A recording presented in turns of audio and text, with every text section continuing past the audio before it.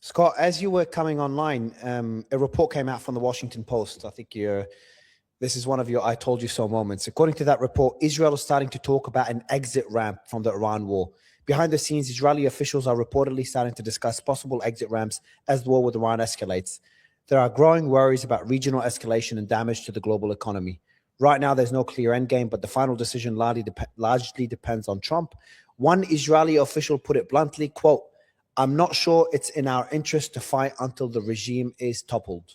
That just came out a few minutes ago. Too bad. So sad. Too bad. You shouldn't have started, dude. Let's remind it. Israel, carried out the surprise attack against Iran. This is a war of choice. You didn't need to do this. You opted into this. Now Iran has said, we're not finished till you're done. So Israel doesn't get an off-ramp. And the choice isn't with Donald Trump. What hubris, what arrogance. The choice is with Iran. This war finishes when Iran says it's done, and Iran won't say it's done until the United States is evicted from the Middle East and Israel is destroyed. Welcome to the reality, Israel. You created this. Did you see the IRGC's new targeting guidance? Now the one that has the munitions? Now that they've eliminated the air defense capability, and we saw that last night, Israel has no air defense capability, none whatsoever. Iran will only fire missiles with a one-ton warhead, meaning that the day of coming in with small warheads is over. Israel is now ready to get the find out aspect of the fool around equation. And all other nations that want to play this game will do as well. So again, to the United Arab Emirates, please don't be stupid, because you will be taken off the map. The same thing with Kuwait, Saudi Arabia. Azerbaijan needs to understand that as well. Iran's not playing around. They have missiles, thousands of missiles that they haven't used yet. New missiles, hypersonic missiles with huge warheads, very accurate. Remember when we talked about how the Israelis, they're down to 12 launchers. Well, I think that's been proven to be a lie, because Iran is salvoing far more than 12 missiles at a time now against Iran. The Iranians have a plan. They have a game plan. Everything's going according to their plan. They're collapsing the global economy as we speak. Again, that's the fool around aspect of it. You're going to find out. Oil's through the roof. And if this continues, there won't be oil to be produced in the Middle East, because if Israel and this is, again, a message to those people in the United Arab Emirates, Kuwait, and elsewhere. If you sit back and do nothing while Israel strikes energy production facilities inside Iran, understand you will pay the price. You will be destroyed, and there's nothing you can do to stop it. Your air defenses don't work either, and you're about ready to get hit with 1 ton plus warheads. The level of destruction will be mind-boggling. So I just wish people would stop pretending that Israel and the United States have a vote anymore. They created this problem. They've lost this war. They don't get to dictate the outcome other than acknowledging their defeat and doing what Iran demands. And in the case of the United States, that's get the hell out of the Middle East. And with Israel, stop playing the great Israeli game. Start recognizing an independent Palestinian state and learn how to live in peace and harmony with your neighbors. The Gulf nations are in a tricky position because they've been critical of this war. There's a Emirati billionaire that put out a statement criticizing Trump. I'm not sure if you've seen it. His name is Al Habtoor, blaming Trump for dragging the Gulf into this war. And today put out another statement attacking Lindsey Graham, because Lindsey Graham is apparently complaining that the Gulf didn't join the war. So he's criticizing Lindsey Graham. But at the same time, they're also critical of Iran for striking them. And they're saying that any new deal with Iran should limit their ballistic missile program. That's not official. There's been reports of that. So can I just say something? Are they pretending they didn't give safe haven to the United States? Are they pretending there's no American bases on their soil? Are they pretending the CIA hasn't used their soil to carry out aggressive actions against Iran? Are they really trying to play the we're innocent card here? Too sad, so bad, baby. No, Iran's seen through that. Hey, UAE, you lost. You gambled. You picked the wrong side. You picked America, and you're finding out America can't save you. And now you're going to pretend that you have some leverage over Iran to say that Iran can't have a ballistic missile program? Iran's ballistic missile program will continue to exist in perpetuity because it gives them leverage over stupid people like you who gave safe haven to the United States so the United States could collude with Israel to carry out a surprise attack against Iran that killed their supreme leader. Have you forgotten that? I mean, it's amazing how I can't believe the stupidity of these people, the arrogance of these people, the hubris of these people to carry out a surprise attack that assassinated the supreme leader of Iran and then pretend that they somehow have some leverage and say on how this conflict ends. No, you picked the wrong side. Now you pay the price. Trump seeks an off-ramp, Iran would not. No, why would they not allow him to take it? Let's just think this thing through. Iran didn't war. We know that. This war was started by Israel and the United States. It was a war meant to be of existential proportions to eliminate the Iranian regime. This was it, all in. This is like going to a poker table and going all in and suddenly realizing that you got the losing hand. Say, can I have some of those chips back? No, you went all in. You lost. It's over. Iran said, okay, this is now an existential game. Meaning, just put yourself in the Iranian seat. They paid a heavy price. I mean, what's happened to them is horrific. Not just the assassination of their supreme leader, but the destruction of their infrastructure, the slaughter of 170 innocent school girls, and on and on and on we can go. So they paid this price, but now they're winning. They're going to win. It's done. It's over. Why do you say they're winning? Because they are closing the Strait of Hormuz. So I agree with you there. And I do think, by the way, I agree with you that they are winning. But I wouldn't define it that they're winning militarily. You talked about the one-ton warhead, but the attacks on the Gulf nations, most of them have been intercepted, a lot more than I expected. And the attacks have dropped significantly. The attacks on Israel, less so, but they're still significantly less than the 12-day war. And there's been talks about them sinking a U.S. warship. That hasn't happened.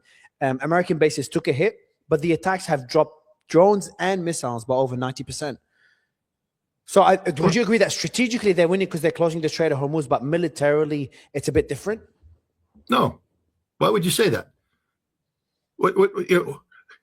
If your targets are radars and communication facilities and you've destroyed the radars and the communication facilities, do you need to send the same amount of weapons in?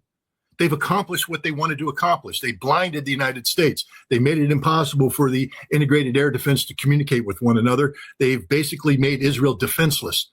You want to pretend that Israel's not getting struck? What happened last night? Whose house got hit? Netanyahu's house. Whose house also got hit? Ben Gvir's house. They're starting to take out.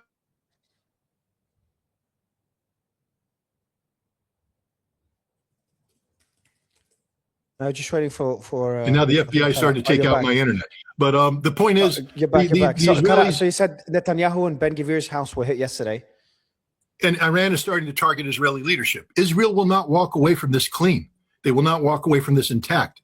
When this war ends, if Iran stops the war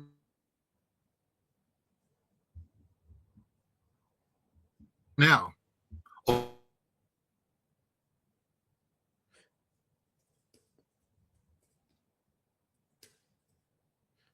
I think just Scott is cutting out. He's going to just come out and jump back in. But just going to give you guys some updates because there's a few things that are happening behind the scenes. All right, Scott, you're back with us. I was going to read out some updates for the audience because there's a lot of developments that are happening right now. There's a lot of talks and even the markets are reacting. I think Trump's giving a speech today, and there's a lot of talks about Trump seeking an off-ramp. And that's starting to get a lot of narrative today. Not sure how much truth there is to it, but you're saying that Iran would not accept that. You're talking about Israeli defenses, but at the same time, American bases are not being hit the same way they were in the first few days. I think you'll say this is a war of attrition. There's talks on the American side that most of the missile launchers were hit. The drones are obviously a lot harder to hit, the drone factories. No missile launchers have been hit, Mario. No missile launchers have been hit. Let's just stop the nonsense. Have you seen the evidence? What we know is they're hitting decoys. I mean, they may have hit one or two missile launchers, but the point is Iran's missile capability to deliver missiles has not been interdicted at all. Zero. This mathematical but the missiles, why did they drop the amount of missiles they fired? Because they should continue. I understand it's a war of attrition, but if they keep firing missiles, then the air defense systems, the munitions that are already depleted, will deplete even further. Everyone's talking about depleted munitions on the Israeli side, on the American side, on the Gulf side. So wouldn't it make sense for Iran to keep firing those missiles to deplete the munitions even further? Well, they already have. I think Israel's down to firing PAC-2 Patriots, which means they can't shoot anything down. They're out of PAC-3s, which means they're already depleted. They're out. They can't shoot anything down. That was proven last night. They simply can't shoot it down. So if you're Iran, do you continue to fire 15-year-old missiles, which is what they've been firing, which, to absorb missile defense, or do you now transition to the big guns? Now that they can't shoot you down, now that they can't defend, now it's time to deliver the real damage, the real harm. They said they're going to turn Tel Aviv upside down. This war doesn't end until Tel Aviv is turned upside down. Israel doesn't get to carry out a surprise attack against Iran and walk away clean. That isn't going to happen. There will be a price that's going to be paid, and the same thing with the United States. Iran will not accept an off-ramp, because to allow a ceasefire to take place at this time means you simply allow the United States and Israel to hit the reset button, and then you're going to do this all over again. This has to be the last time Israel ever thinks about launching an attack against Iran. It's over for Israel. It's done. Netanyahu gambled and he lost. And the proof is that they're looking for an off-ramp. If Israel was confident, remember just yesterday they were saying, we're in it for the long run. This war could last a long time. Now they're looking for an off-ramp. Why? Because they know the truth. They are defenseless, and Iran's about ready to bring the hammer. And they know that, and they know what's about to happen. So they're looking for an off-ramp. It's an act of desperation. Why would Iran concede all of the advantages it has accrued so far? We're blowing. Look at the stupidity. You know this. You've seen the images. We're dropping bombs on painted targets on the ground.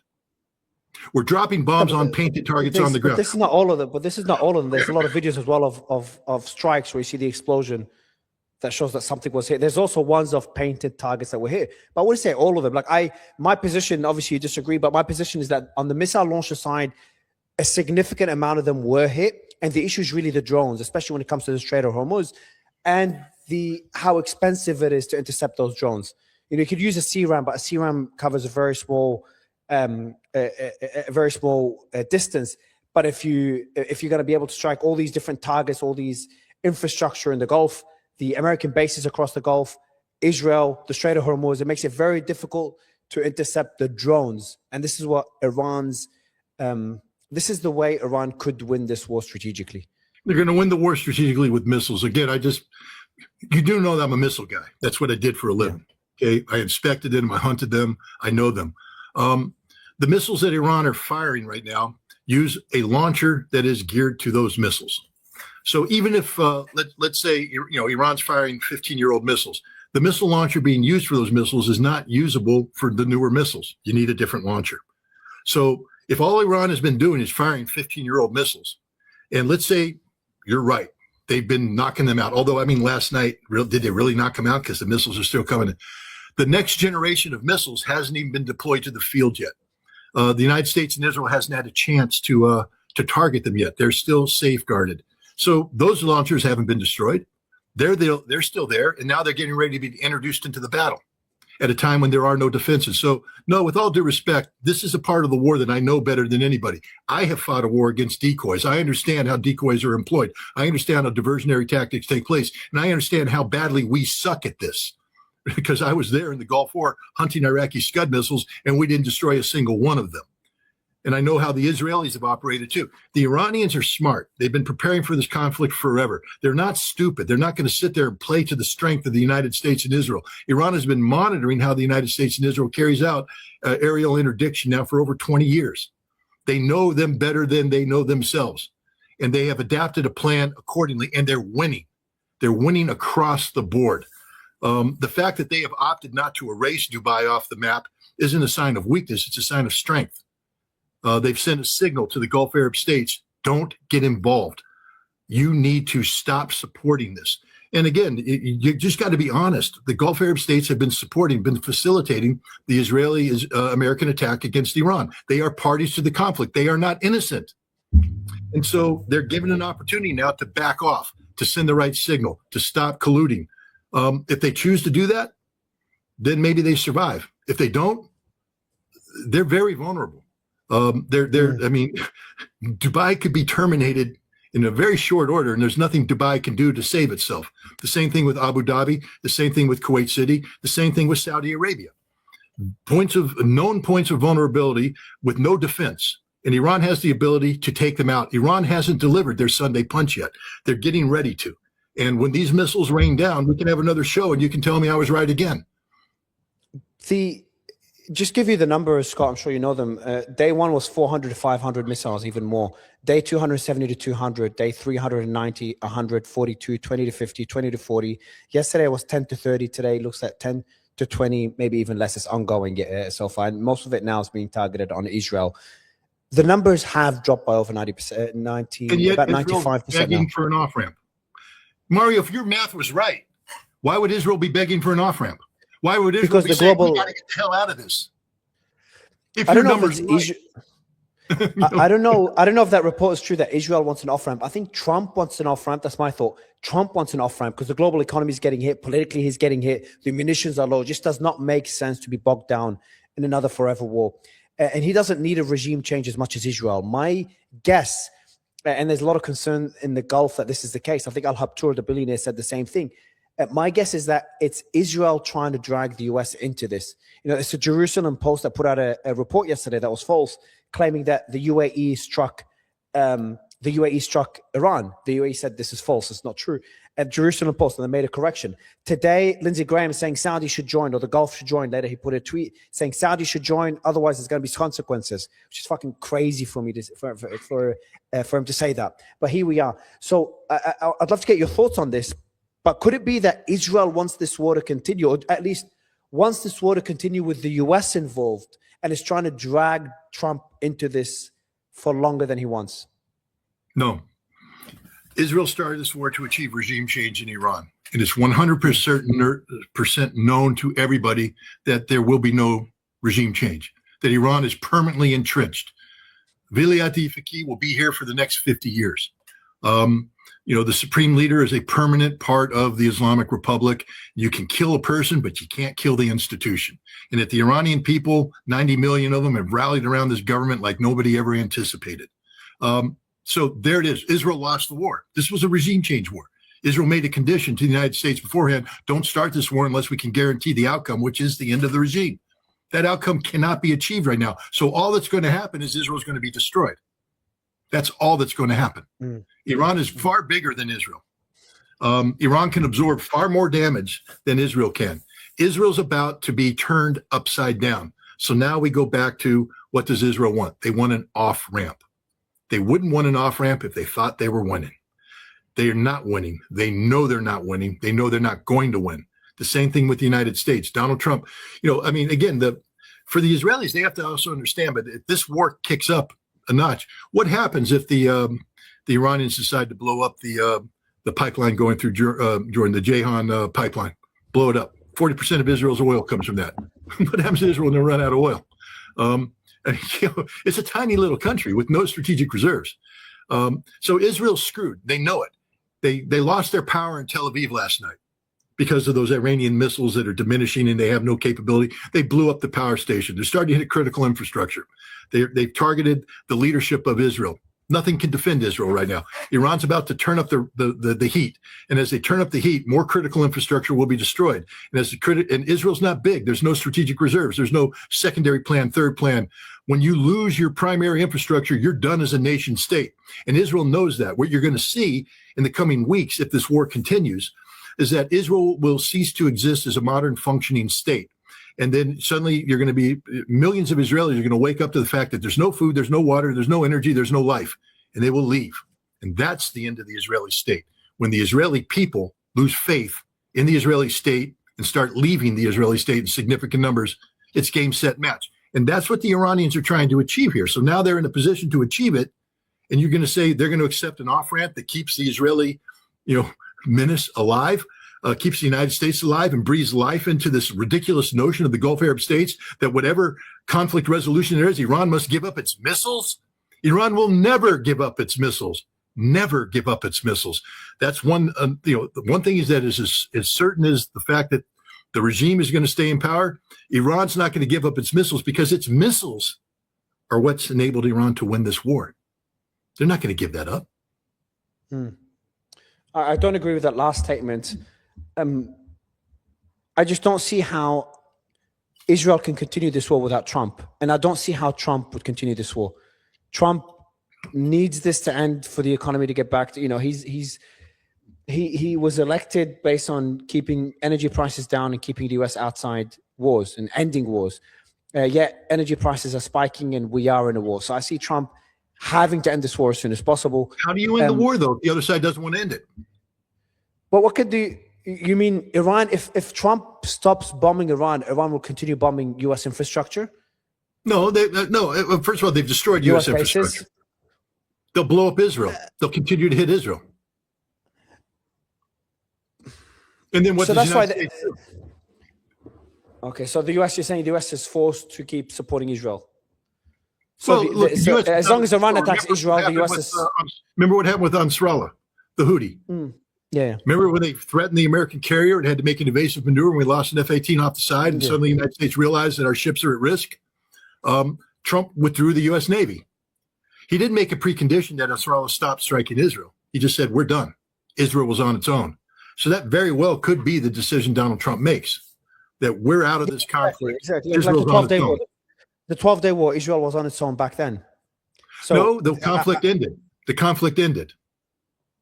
But I'm saying in those 12 days, the U.S. wasn't there except bombing at the end.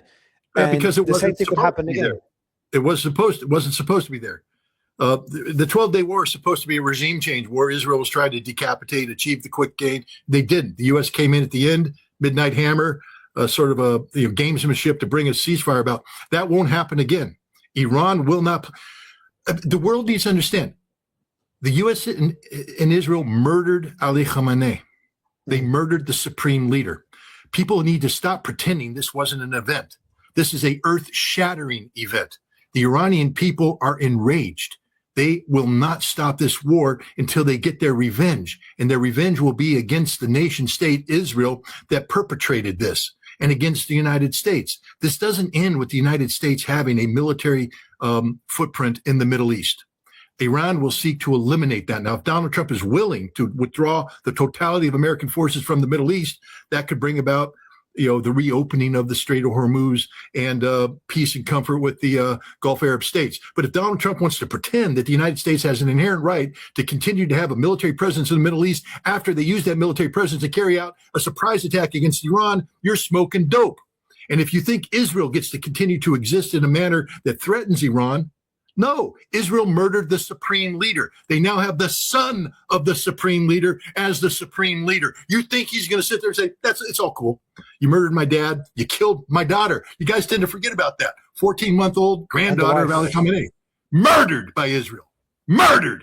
And you want to pretend that they're going to sit there and say, it's all good. 170 school children murdered by the United States. And you want to pretend that Iran's going to go, it's good. They blew up an oil facility. It's raining acid rain, death, oil, death, fire in the streets in Tehran. And you want the Iranians to go, that's cool. What the hell? Let bygones be bygones. No, Israel and the United States entered an existential war against Iran. Existential means life terminating. Iran has played that game. They picked up the ball and they said, let's play. They're not going to quit until they get their results. And their results are America out of the Middle East and Israel never again flexing the greater Israeli muscles. Benjamin Netanyahu's dream of Abraham's Accords are done, finished. They will never happen. India's playing a stupid game of that somehow there's going to be an India, Middle East, European economic corridor. They sold down an Iranian ship, a fellow BRICS member. They allowed it to be sunk on their watch. It's it for India. That's it. This is a bigger game. Iran is not going to sit there and let the map be reset. They have the advantage. They're winning. They're going to win. They have a plan. Their plan hasn't changed. Pete Hegseth has changed the American war plan 5 times in 10 days. So, again, tell me how America's winning this thing. Tell me how Israel's winning this thing. They're not.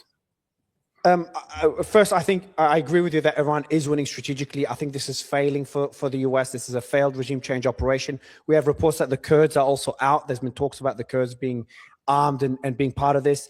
One of the Kurdish groups put out a statement, an open statement saying we're going to remain outside this conflict. But at the same time, if you told me a few months ago, Khamenei is going to be killed, Iran's going to be bombed to oblivion by the US, by Israel,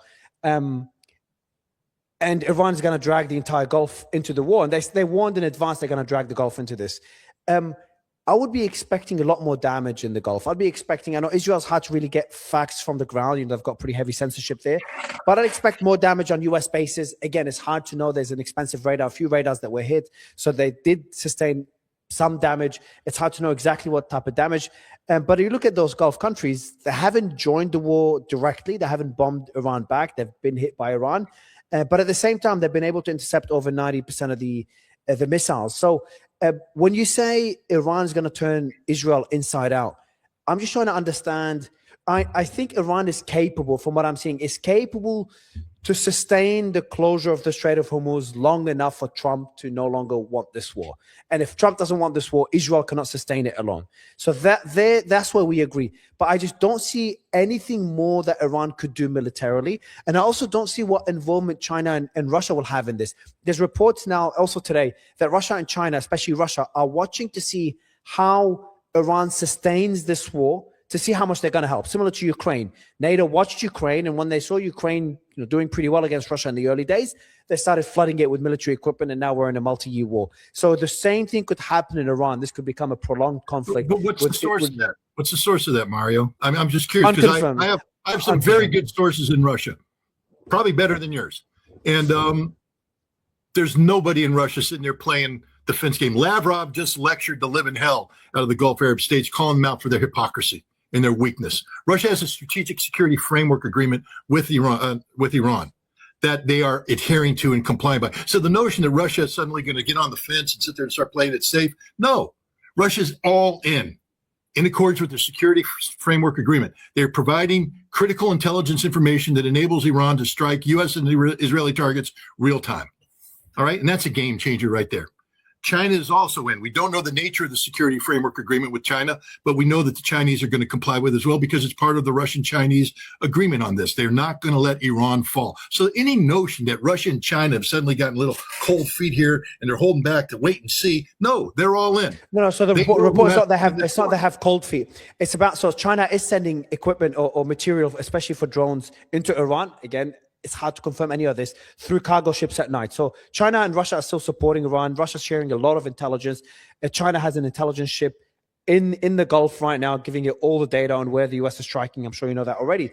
So they're already involved. But the report is that they could get further involved to continue dragging the US into this war. Supply it with more military equipment, more energy, more funds, so Iran could sustain this for longer. Again, Ukraine 2.0, but this time flipping it against the US. Again, I mean, the notion, therefore, is no. Ukraine is not something Russia wanted. Okay, Ukraine was thrust upon Russia by the United States 2014, 2010, 2006, 2004, 1991, 1948, 1953. We can go on and on and on about how the CIA had been planning to use Ukraine as a mailed fist against Russia. So the idea that Ukraine is some sort of game being played by Russia. Russia wants the Ukraine war over, terminated on terms favorable to her. They're not dragging this in to do anything to the United States. That's just a straight up bullshit. That's the kind of stuff that neocons put out there to try and explain away what Russia's doing. No, Russia's in to win. And Russia now backs Iran. Iran is in to win. And Russia understands. Remember, Russia's the one that told the United States and NATO that this conflict with Ukraine doesn't end until the root causes of the conflict are over. Because Russia understands that if you have a ceasefire and you haven't addressed the root causes, this war just simply resets and it happens again. Russia knows what it means to put all your resources in to gain the strategic advantage. They have the strategic advantage in Ukraine, and they're not going to concede it by giving a ceasefire. They're winning. And so Russia understands the mindset. Now they're looking at Iran, and Iran has seized the strategic advantage. They're winning. Why in God's name would Russia suddenly tell the Iranians to do something that Russia wouldn't do? So, no, Russia knows that this war has to end. Russia is going to. Russia doesn't want chaos and anarchy. I mean, Russia's going to win big time on the energy equation here. I mean, it's just crazy how stupid the United States is. Basically, if you didn't want to fund Russia's war, you just funded the war for 5 years. And you just balanced the Russian budget, and you took a lot of pressure off of Vladimir Putin, because even though they're winning the war in Ukraine, they were starting to have some belt tightening at home. And now, if this goes on long, it takes a lot of pressure off the Russians. But the Russians, that's not how they operate. You met Sergei Lavrov. Okay, he believes in predictability. He believes in stability. He is not a a man that goes around and creates chaos and anarchy. Where he's not Marco Rubio, he's not Pete Hegseth, he's Sergei Lavrov, and he believes in stability. So they know the sooner this war ends, the better. But they can't have this war end with a reset that it simply puts the United States and Israel in a position to repeat this conflict 6 months, 1 year, 2 years down the road. Russia wants this war over, and it has to end on terms acceptable to Iran. Why? I know they want stability, but strategically, where I don't understand is that Russia would benefit so much from this war more than anyone, and their main objective is Ukraine. I just don't see any. Even if you believe Russia wants stability, if instability benefits Russia, why not keep it unstable? Instability never is sustainable. Instability is instability. That means it's unstable. It means it's unpredictable. You can't make a prediction. Russia wants predictability. I'm just telling you, I've spoken to too many Russian diplomats. I know what their core value is, predictability. The other thing is Russia plays in the long game. They're looking at the north-south economic corridor, the connectivity between St. Petersburg and Chabahar. That's the economic engine they're looking at. They're not looking at short-term gains off of a volatile oil market, because the oil market can always stabilize, and then those gains are gone. Now you're back to square one, but you destabilize the world. Russia wants stability. They want predictability. They want Iran to be there as the anchor of north-south economic corridor, also a connectivity to China through the new Silk Road. This is what they want. In order to do that, this war has to end. In order for this war to end, though, it has to end in a way that guarantees there won't be a future war. Iran cannot live in a world where Israel and the United States are continuing to threaten regime change, threatening this. And it also ends with the end of sanctions. That's the other thing. Donald Trump is going to have to put the totality of sanctions on the table. It's got to be over. If not, then it's just a war by other means. So the United States made a gamble. We took a gamble. We lost. And now Donald Trump's going to pay a horrific price. I want to go back to probably the most important aspect of this war and why I think Trump wants an off-ramp, but that's the Strait of Hormuz. So Iran could keep disrupting this with their drones, and from what I understand, they haven't struck any tankers in the strait yet. It's the threats of striking the ships there that is causing the insurance costs to spike and the ships to avoid the strait. Now, there's talks that the ships are turning off their transponders and going through, but a very limited number of them. There's also talks that Trump wants to escort those ships through, having a minesweeper, if it ever gets to it, having 2 warships by each cargo ship side to kind of deal with the air defense side of it. Could that work? Because the Strait of Hormuz is also, so there's areas of it that are very shallow. So like for Iran to be able to block it off, they just need to sink a few ships in that shallow area, and it becomes pretty much impossible for other ships to go through. So I just find it very difficult for the US, unless, because some experts are saying the US has planned for this for years, and they knew that Iran, for the US to come into this war, they knew Iran will shut off the Strait of Hormuz. So there must be a plan. So if you put your military hat on, what could the US consider? And do you think there's a possibility they'll try to escort ships, even though they might become sitting ducks for Iran? At the end of the day, you're not going to put Navy ships through the strait. I mean, that's stupid. The U.S. Navy's already said it. There's no talk about escorting ships. The U.S. Navy said no. They told Trump, no, we're not doing that because we'll lose all our ships. There's no way to force the strait with ships alone. If you're going to force the straits, you got to put boots on the ground. So you got to seize Fish Island. You got to Karg Island. I'm sorry. You got to seize Kashim. You've got to actually seize the coast. You've got to project power in the coast, cleanse that. You've got to create a safe buffer in order to then rapidly transit ships through. So what you could do is if you put the power in, you seize these islands, you can create a situation where you push power ashore through raids, through air power, etc., to create a temporary window to run ships in a convoy through, but you can't sustain that. Then you have to retract, let the Iranians respond, react, collect the intelligence, and then push again. And if we did this like a bellows, we could keep the straits open, except that all the ships that are up there in the north waiting to go through are sitting ducks. And and they'll be sunk. And then what happens when they mine the channel? The Iranians haven't done anything. They've simply said, this could happen. And Lloyd's of London panicked and said, we're not insuring ships anymore. And now the United States has come in with this fake insurance policy. We'll see how many ships take it. But nobody, there's people turning off transponders. People are broadcasting their Chinese ships, any number of things. But the bottom line is strategically, the Strait of Hormuz is closed. You get leakers, but the leakers don't change the strategic balance when it comes to energy security. For the Strait of Hormuz to be open, the Strait of Hormuz has to be open. And right now, psychologically, at least, it's not open. And there's nothing the United States can do right now because to seize Karg Island, you're going to need a marine amphibious force that's going to be at least a brigade in size. How's that going to get there? How are we going to get a brigade of Marines there? And what instead of deploying off of ships, do we send the Marines to the United Arab Emirates and then launch a heliborne assault, and then sustain that through helicopters? I've planned operations like that. I'm telling you, that's a non-starter. It's like the Germans trying to resupply Stalingrad using the Luftwaffe. Nah, ain't going to happen. You need ships, you need large throughput, and that's not going to happen. And then you'd have to come in with more troops. You'd need 50 to 80,000 Marines to keep the Strait of Hormuz open. And the Marine Corps is not ready to put 50 to 80,000 Marines in the harm's way. That would be catastrophic. There's no scenario where this is a good idea, having boots on the ground. There's another thing I'd want to get your thoughts on, and that's a betting platform put out a question saying, what is the likelihood of a nuclear warhead or nuclear attack happening this year? And, I thought people betting their money, these people betting their money, when they say something, it's not like, a Twitter poll saying, oh, it's going to happen, it's not going to happen, just for the sake of it being keyboard warriors, just putting their money where their mouth is. And I can't remember the number, but it was just under 30% that thought it would happen this year, about 28, 26%. That was an astonishingly high number. So I started looking at the state of things. I just don't understand where there could be a risk of a nuclear warhead being used, a tactical nuke being used. I just don't see a scenario at all making sense. And this is kind of a taboo thing I don't even consider when I have discussions, when I talk to different experts. It's just a question I don't ask. But when I see people putting money, believing that this could happen this year, I start to think maybe I'm wrong and maybe it is a discussion worth having.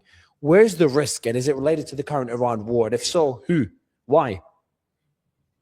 Well, actually, I would put the risk much higher than that because, again, I come back to my equation, which is Iran's not going to stop. There is no off-ramp until Iran achieves its strategic victory. And the question now is the United States or Israel going to permit Iran to achieve a strategic victory? If they offer an off-ramp and Iran says no, the next thing is, for instance, Israel's not going to carry out a massive strike, a nuclear strike against Iran. First of all, what would the targets be? What are you going to hit that you haven't already hit? And the other thing is Iran has dispersed its command and control, its capabilities. No, you would just be committing suicide, and I'll get to that in a second.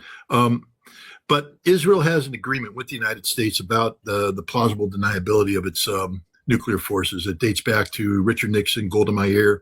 And the Iranians or the Israelis have agreed that they won't admit having this weapon, but it's there. And if they ever want to use it, there are certain steps that have to take place.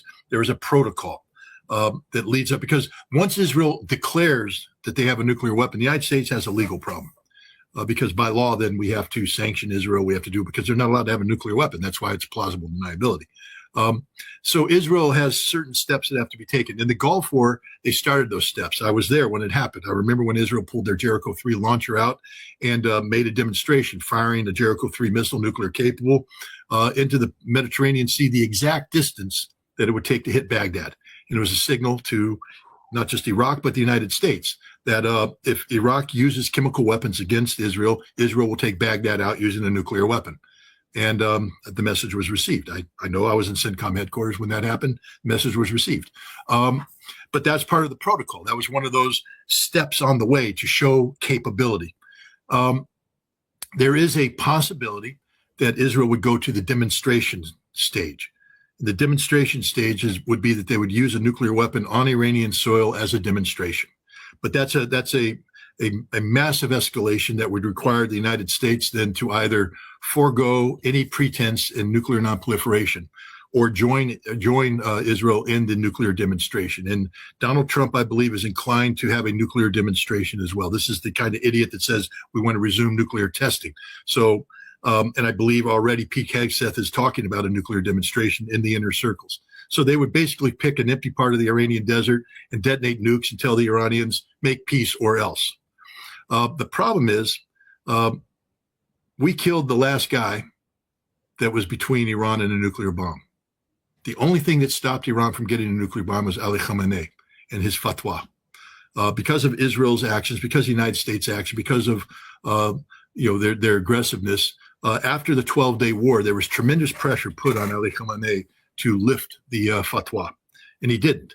But in the meantime, the Iranians agreed that fatwas could be reversed because there was a lot of feeling that you can't reverse a fatwa. And there now is a theological agreement in Iran that under certain conditions, the fatwa can be reversed. And those conditions are if nuclear armed states pose an existential threat to Iran, Iran has a right to acquire nuclear weapons in response. So now we have Israel, a nuclear armed state, United States, a nuclear armed state, posing an existential threat to Iran, murdering the Ali Khamenei. He's been replaced now with a very conservative son who lost his granddaughter, lost his father, lost his wife, lost everybody because of the perfidy of the United States and Israel. And he's now surrounded by very radicalized, conservative Iranian Revolutionary Guard guys who are saying, we need the nuclear bomb. Iran put the United States on notice during the negotiations. This is why we should never allow Witkoff and Jared Kushner to represent us, because they're too stupid to understand what they were being told. They were told we have 450 kilograms of 60% uranium hexafluoride. That means that we can build 10 bombs. Now, Kushner and Witkoff went, oh, they're threatening to build bombs. No, you idiot. Listen to what they're saying. This is what we have. Now we're going to negotiate with you to get rid of it. We're putting it all on the table. Irreversible dilution, U.S. inspectors on the ground, no sunset clauses, permanent reduction, the end of this the capability we have right now, we're going to give to you. The other thing it told them is we haven't made the step towards weaponization. Because if you're about to enter into a verifiable compliance verification inspection regime, inclusive of U.S. inspectors, about what happened to 450 kilograms, it has to be there. And that means you couldn't have already started processing it, all that. So at the time this war started, Iran did not have a nuclear weapons program. That's 100% guaranteed. And Iran was willing to put it on the table to get rid of it. Now, the question is, are there people there willing to continue Ali Khamenei's legacy, which is a good legacy? I don't believe Iran should have a nuclear weapons program. I believe their ballistic missiles give them all the deterrence capability they need, and that's been proven correct. But there are some who say Iran must have a nuclear weapons capability. So the question now is, when do they pull that trigger? They just elected a new supreme leader. I don't believe any decision was made until a supreme leader was in place. It's a decision that can't be made without a supreme leader. The three-person council couldn't make this decision. Now he's there. Does he continue his father's legacy, or does he alter? So there's going to be a debate inside Iran right now. What we may see is that Iran further enriches the 60% enriched uranium, which could be happening as we speak, because I believe they also kept several centrifuges, 164 Cascade centrifuges, IR8s, IR9s, advanced. I believe that they've split the 450 kilograms up into 60 kilogram chunks, and that they have duplicated efforts throughout the country where they can enrich, convert to metal, and create the fissile core for warheads. So even if we blow up one, they will have the duplication. I don't think they're going to go to making metal yet, but I do think that they will enrich to 92, 94%. And so they'll have the uranium hexafluoride already enriched, and now they have to make the step. Do they want to go the next step? This is where the United States and Israel need to get played, because here's the thing. If Israel does a nuclear demonstration, that's the end of Israel, literally the physical end of Israel. You will not destroy Iran. Iran will build a nuclear weapon. We know that they declared that they have everything but the fissile core last fall. That means they have the warheads ready to be mounted on missiles. All you have to do is insert the gun, the uranium gun, and boom, gone. 3 to 5 missiles against Israel, and Israel physically ceases to exist forever. It's gone. Goodbye. This is why Israel can't be allowed to do a nuclear demonstration. It's in the United States' benefit to say no to that, veto it. But now Israel has to get rid of its nuclear weapons. I mean, Israel is a pariah state. It's non-compliant. These weapons will not secure it. All the use of an Israeli nuclear weapon against Iran will do is guarantee Iran will use nuclear weapons against Israel. Even if it's the last thing Iran does, Israel will cease to exist. But the other thing is the United States needs to be worried as well, because Iran is not going to sit back and let the United States use a nuclear weapon against that. They may not have a missile that can strike, but I can guarantee you they'll get a nuclear weapon into a cargo container on a ship that'll enter an American port, and they'll take out a port city. Welcome to the world. You don't get to threaten people without consequence.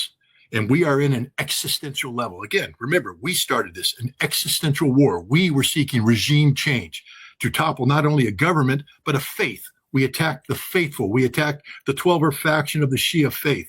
It's like going to war against Roman Catholicism. You're just not going to win that war. So I'm of the belief right now that we are actually, if I were going to put a number on it, we're well above 50% chance of nuclear weapons being used.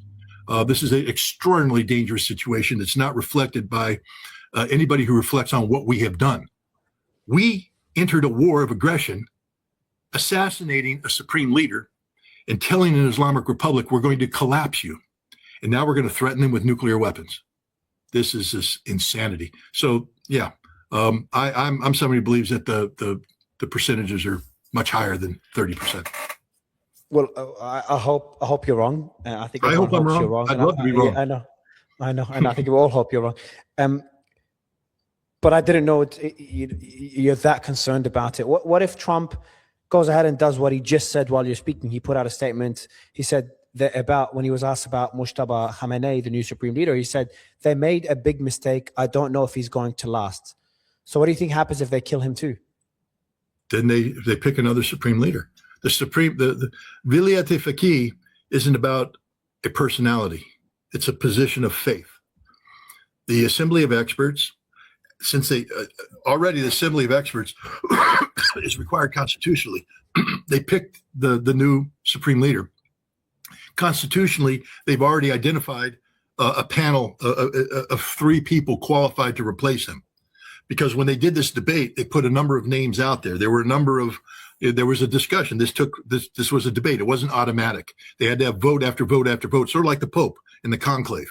And they picked this guy, but they've set aside 3. So if you kill him, they put 3 up there. They have a conclave. They put another one. It's an endless cycle. The regime will survive. The regime is a constitutional regime. There is a system in place. So Trump just doesn't know what he's talking about. He thinks killing people solves this problem. It doesn't.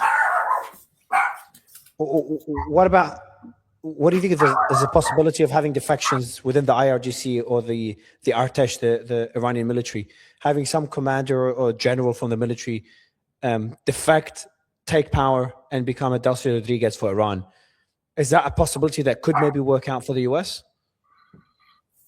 I mean, there's always CIA people to fantasize about this thing. Remember, Desert Fox wasn't just a 72-hour bombing campaign against strategic targets in and around Baghdad. It was a security suppression campaign against the Special Republican Guard, so that the 12th Armored Division down in Kut could rise up, because the CIA thought they had recruited the command staff and had the division ready to move on Baghdad. Meanwhile, the Iraqi security service had penetrated the coup, and as they started bombing, they just took the general and his staff out, shot them, and did the thing.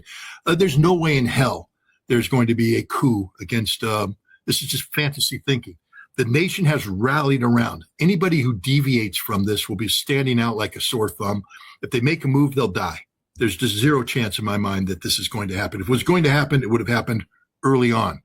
The longer this goes on, the more solid this gets. Remember, you're dealing with a nation that believes in martyrdom. I mean, again, I guess the fact that people don't understand what 12er Shia, what they believe in, Ali, Hassan, Hussein, Karbala, just say that 4 things over again. Ali, Hassan, Hussein, Karbala. Say it over and over again, and now you understand martyrdom is what they believe in. You want to make them martyrs? They're ready. So, no, there's not going to be any. You said Wall Street Journal just put out a report just now. Trump to his aides, I will support the assassination of Mujtaba Khamenei if he does not agree to give up the nuclear program. Which is I just don't give much credence to this statement. If it is about the nuclear program, which there is no way this is the reason this war started. If it is about the nuclear program, you don't take out Khamenei, who had a fatwa against it. And knowing that most likely his son will be taking power, who probably supports having a nuclear program, especially after his family got killed. So I don't know what that statement means. From what we know right now, Scott, as a last question, if I ask you to speculate where we will be 3 months from now, I would say the war would be over. I'd say that the regime will still be in power. I don't know what concessions there'll be from all sides, the US, Israel, Iran. Iran would want concessions to ensure this doesn't happen again. The US and Israel want some sort of concession. Israel for their own security. Ballistic missile program will probably not be touched. Nuclear program will probably, I don't know what will happen with after this war, but I think the nuclear program will be dismantled. I think you disagree with me there. And I think there may even be some sort of business deals between Iran and the US. I know it sounds very, wishful thinking after this war and the amount of suffering Iranians are going through and the regime has gone through and how upset they'll be. But I also think all parties want the war to end. At least the US and Iran want the war to end. But if I ask you to speculate where you see things from now, 3 months from now, what would you say? I'd say first we have to get through a month. I'd need to know what happens in a month before I can speculate for 3 months. Donald Trump is going to be placed under unprecedented political pressure because of the economic collapse that is coming. So if you're saying 3 months out, that means that Donald Trump found a way to ride through this economic collapse. I think the crisis point comes in a month. I would say that Iran holds all the cards. I do believe that their nuclear program, they could get to where they were when what they offered Witkoff and Kushner as part of a Russian-Chinese brokered peace deal, strategic framework peace deal. Put that on the table because, it can't always be a one-way street. But I also believe that Israel's nuclear program will be on the table as well, that Israel will have to open itself up to international inspectors. The day of the free ride is over. That's one of the things Israel will have to do to be allowed to survive because Iran is going to turn Tel Aviv upside down. And so Israel's program is at risk. The Iranians aren't going to give up their program in a vacuum. I think that in order for Donald Trump to prevent the economic collapse of the United States, he's going to have to also give up economic sanctions. I also believe that the United States is going to have a deep, hard look about what happened, how we got here. I think Pete Hegseth's term as Secretary of War is going to be terminated rather soon. I think he's a political liability to this president. This war is a huge embarrassment to this president. And I think Hegseth will be sacrificed. There's somebody's head has to roll. It'll be Hegseth. So in a month's time, I see the president starting to make a move to get an off-ramp that will be acceptable to Iran. I also see the Russians and the Chinese, because remember, in a month's time, we're talking April. There's a chance for Xi Jinping, when he meets with Trump, to broker this. Xi Jinping, remember, is the man who helped broker rapprochement between Saudi Arabia and Iran. They have experience in this. And so you could see the Chinese getting involved, as a broker for peace. But the idea that Trump's going to walk out of this with this earth-shattering victory, no. The United States is going to have to pay a price. I think Trump sacrifices Hegseth. I think Trump exchanges the ending of the Hormuz blockade for lifting of sanctions. And I think Iran puts its nuclear program on the table, but Israel has to put its program on the table, and Iran walks away with its ballistic missile capabilities intact. Scott, always a pleasure to have you. Thank you so much for your time. Thanks for having me. Have a great day. You too.